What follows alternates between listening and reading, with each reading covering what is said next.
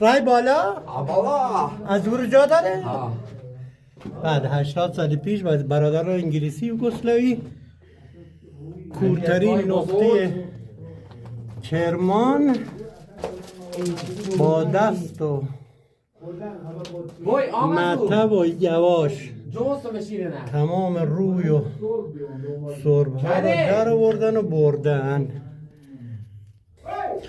بله چندان تونل های زیرزمینی با دست. بله بله 80 سال از دنیا عقبیم. بله یه تونل انحرافی دیگه از این ور. این بالا کیپ شد اینجا آخرش اینجا. خب راه انحرافی تونل انحرافی دیگه به طرف بالا. اوه اوه اوه اوه اینجا چاه.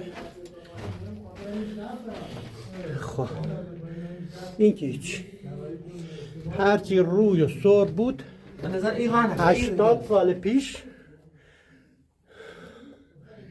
از زیر زمین در آوردن بردن.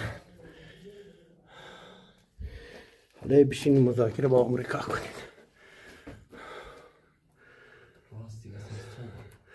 100 سال پیش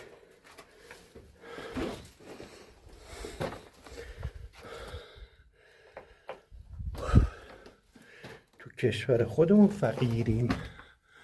واه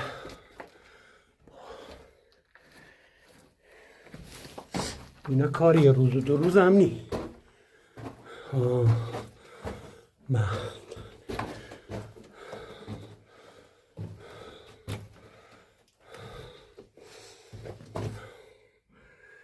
سربه